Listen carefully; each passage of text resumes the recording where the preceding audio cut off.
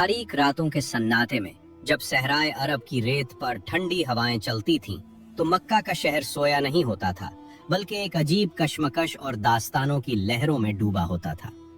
अक्सर लोग समझते हैं कि बेसत नबी से पहले का दौर यानी जमाना जाहिलियत एक ऐसा जमाना था जहां सिर्फ सहरा नरद बद्दू थे, जिन्हें न दुनिया की खबर थी और न ही कोई तहजीब व निजाम।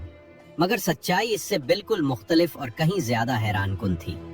मक्का उस वक्त सिर्फ रेत के टीलों के दरमियान बसा हुआ एक वीरान गांव नहीं था, बल्कि वो मशरिक़ वुस्ता की तिजारत, सकाफत और सियासत का एक मजबूत और बाअसर मरकज बन चुका था, जहां उस जमाने की अजीम आलमी ताकतों यानी बाज़ंतीनी रूम, सासानी फारिस, यमन और हबशा तक तिजारत की बड़ी बड़ी शाहराहें फैली हुई। मक्का के पास दौलत थी, फसाहत व बलागत थी, शेर व अदब का उरूज था और एक मुनज़्ज़म शवाराई निज़ाम, जिसके तहत शहर के 12 बड़े कायल अपने उमूर चलाते थे।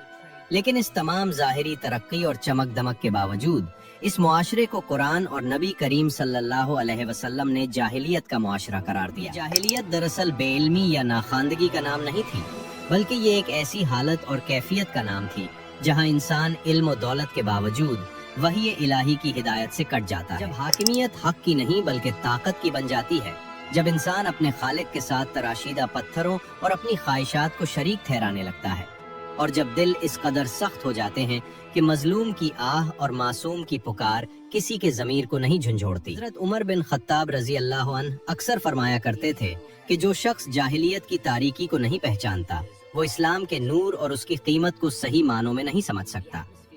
इसी तारीखी हकीकत की एक दर्दनाक और ईमान अफरोज झलक उस वक्त नजर आती है जब मदीना मुनव्वरा में हजरत उमर रजी अल्लाह अन्हु के दौरे खिलाफत के दौरान नौजवान मुसलमानों की मजलिस में हजरत खब्बाब बिन अलरत रजी अल्लाह अन्हु तशरीफ लाए। खब्बाब रजी अल्लाह अन्हु जो मक्का की वादियों में इस्लाम कबूल करने की पादाश में 13 साल तक शोलों पर लिटाए गए और जिन पर कुरैश के सरदारों ने रूह फरसा मजालिम ढाए थे, जब उन्होंने हजरत उमर रजी अल्लाह अन्हु के कहने पर अपनी कमीज उठाई तो उनकी पुश्त पर जलने और जख्मों के इतने गहरे निशानात थे कि देखने वाले लरज उठाए। हजरत उमर रजी अल्लाह अन्हु ने तड़प कर उन्हें गले से लगा लिया और फरमाया कि इस्लाम जिन कुर्बानियों की बदौलत हम तक पहुंचा है, उनकी कद्र वही जान सकता है जिसने जाहिलियत की इस भयानक तारीकी को देखा हो। हजरत मिक़दाद बिन अम्र रजी अल्लाह अन्हु ने भी नौजवानों को तंबीह की थी कि सिर्फ आरजू करने से इंसान इस दौर का सच्चा मुसलमान नहीं बन जाता, क्योंकि मक्का में काबा के बिल्कुल करीब रहने वाले और आप सल्लल्लाहु अलैहि वसल्लम को अपनी आंखों से देखने वाले बहुत से लोग ईमान से महरूम होकर हलाक हो गए।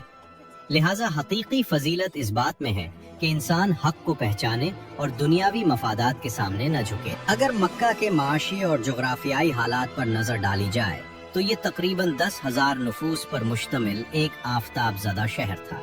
जहाँ चारों तरफ बंजर आतिश फशानी पहाड़ियाँ फैली हुई थीं। न वहाँ बाकायदा ज़राअत थी और न ही पानी के फरावान ज़खायर। गर्मियों में दर्जा हरारत इंतहा को छू लेता और जब कभी बारिश होती तो पहाड़ों से सैलाब बनकर पूरे रास्ते को बहा ले जाती। इसलिए इस शहर की गुजर बसर का तमाम तर इन्हिसार सिर्फ और सिर्फ तिजारत पर था। खाना काबा जो इस वक्त सैकड़ों बुतों का मस्कन बना दिया गया था, जहाँ साल भर दूर दूर से ज़ायरीन और तिजारती काफिले आते थे, मक्का के लोगों के लिए माशी और मजहबी आमदनी का सबसे बड़ा जरिया बन चुका था। मक्का के बाजार, जिनमें अक्काज, जुल्मजाज और मजना शामिल थे, सिर्फ खरीदो फरोख्त के मराकज नहीं थे, बल्कि वहाँ बैनुल अक़वामी तिजारती मेले और अजीमुश्शान शेरी मुकाबले मुनक़िद होते थे। अरब के शायरों के वो 7 शाहकार कसायद, जिन्हें मौलुकात सबा कहा जाता है, सोने के पानी से लिखकर खाना काबा की दीवारों पर लटकाए गए थे, जो उनकी फसाहत और बलागत के उरूज का सबूत थे। लेकिन जब कुरान पाक नाजिल हुआ तो इसके अल्फाज की बलागत, तासीर और जलाल के सामने उन तमाम शेरी शाहकारों का गुरूर खाक में मिल गया और अरब के फुसहा और बुलगा हैरत और इस्तेजाब में डूब गए। कुरैश मक्का ने इस मजहबी मरकजियत को माशी इजारादारी में बदल दिया था। वो हज के लिए आने वालों पर पाबंदियां आयद करते थे कि वो मक्का के खास और गिरामी कदर ताजरों से खरीदे गए कपड़ों के बगैर काबा का तवाफ नहीं कर सकते, और जो नया लिबास न खरीद सकता उसे बरहना हालत में तवाफ करने पर मजबूर किया जाता। यही वजह थी कि जब रसूलुल्लाह सल्लल्लाहु अलैहि वसल्लम ने तौहीद का इल्म बुलंद किया और फरमाया कि ये तमाम बुत बातिल हैं, तो कुरैश के सरदारों ने इसे सिर्फ एक अकीदे की तब्दीली नहीं समझा, बल्कि उसे अपने इस पूरे माशी, सियासी और कबायली निज़ाम के खिलाफ एक खुली बगावत जाना जिस पर उनकी हुक्मरानी और सरदारी कायम थी। खाना काबा के गिर्द और अंदर 360 बुत रखे हुए थे, जिनमें से लात, अज़्ज़री और मनात सबसे ज्यादा मशहूर और मुअज़्ज़ज़ समझे जाते थे। हैरत अंगेज तौर पर ये तमाम नाम मुअन्नस थे, क्योंकि इस जाहिली ज़हनियत ने तख्लीक और कुदरत को ज़नानी तसव्वुरात से जोड़ रखा था, और वो उन बुतों को माअज़ल्लाह अल्लाह की बेटियां कहते थे। ताइफ में लात एक मुरब्बा शक्ल का चपटा पत्थर था, जिसकी शुरुआत एक नेक बूढ़े शख्स की कब्र से हुई थी जो हाजियों की खिदमत करता था, मगर उसके मरने के बाद उसे मुतबर्रिक समझकर आहिस्ता आहिस्ता इबादत का दर्जा दे दिया गया। अज़्ज़ा एक ताकतवर देवी समझी जाती थी जो नखला के मकाम पर 3 कांटेदार दरख्तों की सूरत में मौजूद थी, और मनात किस्मत और तकदीर की देवी के तौर पर बहरे अहमर के किनारे कदीद के मकाम पर नस्ब एक सियाह पत्थर था। कुरान मजीद ने सूरत नज्म में उनकी इस जाहिलाना मंतक का पर्दा चाक करते हुए शदीद चैलेंज किया कि जो कौम बेटी की पैदाइश को अपने लिए बाइस शर्म समझती है और जिंदा बेटियों को मिट्टी तले दबाती है, वही कौम अपने खालिक के लिए बेटियों की निस्बत करती है। ये कैसी गैर मुनसिफाना और बातिल तकसीम है। कुरान ने वाज़े किया कि ये बुत कुछ नहीं सिवाय उन नामों के जो तुमने और तुम्हारे बाप दादा ने खुद घड़ लिए हैं, और तुम महज अपने नफ्स की ख्वाहिशात के पीछे भटक रहे हो, क्योंकि हकीकी बुत तो इंसान के अपने नफ्स की ख्वाहिश और अना होती है जो उसे हक को कबूल करने से रोकती है। इस जाहिलियत, शिर्क और तारीकी के आगाज को समझने के लिए तारीख के औराक को 3000 साल पीछे पलटना पड़ता है, जब बाबिल की सरजमीन पर, जहां सूरज, चांद, सितारों और बुतों की पूजा की जाती थी,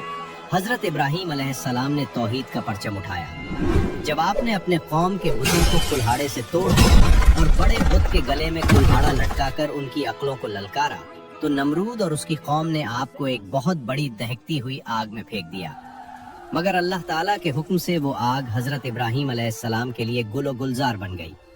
नमरूद का गुरूर खाक में मिल गया और हजरत इब्राहीम अलैहिस्सलाम अपनी ज़ौजा मुहतरमा हजरत सारा अलैहिस्सलाम के साथ हिजरत करके शाम, मिस्र और कनान के सहराओं से गुजरते हुए एक नए इम्तिहान की तरफ बढ़े।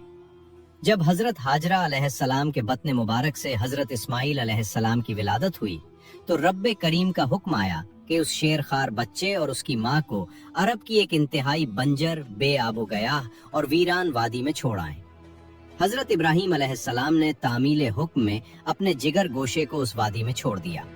जब प्यास की शिद्दत से नाला बच्चे की तड़प देखकर हजरत हाजरा अलैहिस्सलाम सफा और मरवा की पहाड़ियों के दरमियान उम्मीद और बीम की हालत में 7 बार दौड़ी, तो अल्लाह की रहमत जोश में आई और मासूम इस्माइल के कदमों के पास से आबे जमजम का शफाफ और बाबरकत चश्मा उबल पड़ा। इस चश्मे की बदौलत यमन से हिजरत करके आने वाला कबीला बनु जुरहम वहां आकर आबाद हो गया, और यूं उस वीरान वादी में आबादी की पहली बुनियाद पड़ी।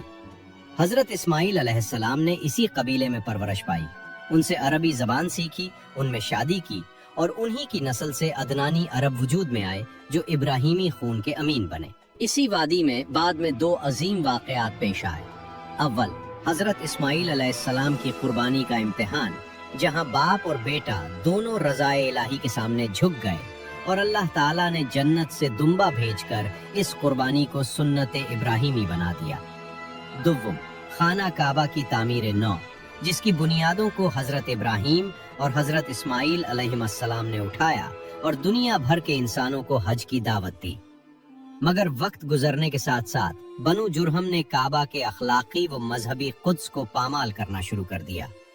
काबा के नजराने गायब होने लगे और फिर अस्साफ और नायला नामी 2 अफराद ने काबा की हुर्मत को पामाल किया, जिस पर वो मस्क होकर पत्थर बन गए। लेकिन मरूरे जमाना के साथ लोगों ने इबरत के इस सबक को भला कर उन्हीं पत्थरों को भी माबूद बना लिया। इसी दौर में अम्र बिन लही शामी ने शाम से हुबल नामी बुत लाकर काबा में नस्ब किया और यूं पूरा अरब शिर्क के दलदल में धंस गया।